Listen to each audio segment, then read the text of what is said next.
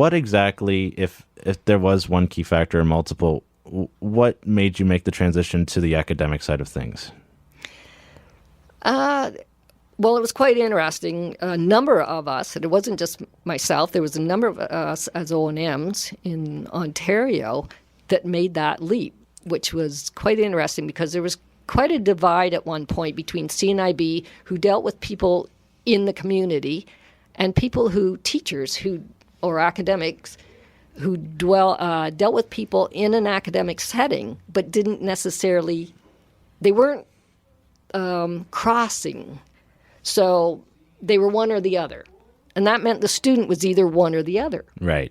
So a lot of us said, well, this is crazy. Let's get into the academic part and bring our O&M and our CNIB and our awareness of what being blind is to the academic world. And I think that made a huge difference. One of these people ended up as a coordinator for W. Ross McDonald, the ministry school. Wow. Okay. Susan Howe. Very significant accomplishment. A lot of them did really, this is what we wanted to do because their students were either one or the other, and it was difficult. Once they come out of a ministry school, they didn't know anything about the real world, or vice versa, or when, schools in, like if you were to go to your home school in your neighborhood, they didn't necessarily have the expertise to know what to do if somebody was blind other than teach them Braille.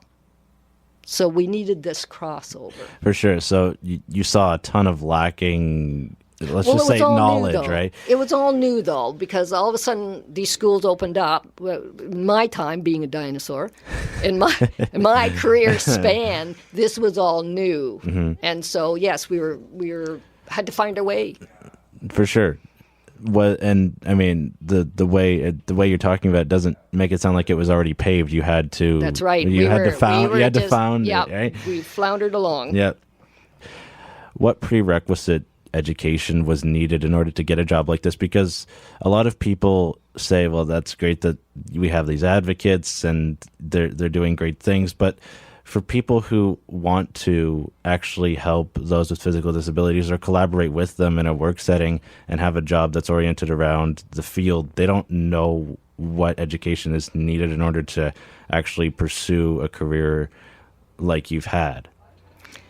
Now, that's an interesting one. In the United States, they're way ahead of us in recognizing that people who deal with sensory losses and that sort of thing is that they're a very specialized group and they have a specialized knowledge, and they recognize it in the States. In the States, I'd have my PhD and everything, but they don't recognize anything in Canada.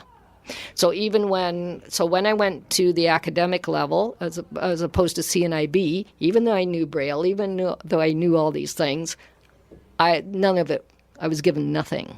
Okay. So I had already had my teacher's certificate. So as far as education went, if you're going into the educational field, you need to get your your teacher's degree. Then you can go into your specialist degree, where from there you can take courses in, it's called Blind 1, Blind 2, and Blind 3, or at least it was. Mm-hmm. And you take those over the years until you get your specialist. But unfortunately, when you take Blind 1, when I did it, all you got was you learned to do alphabetic Braille. Yeah. That was it. I know where this is going. And then you were allowed to go and teach. Mm-hmm.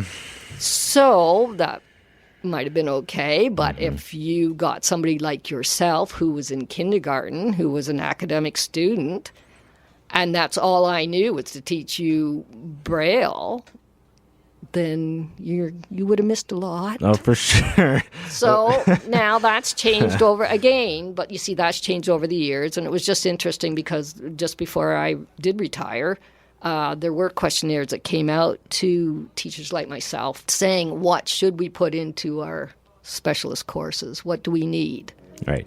And so again, it's a learning curve for everybody.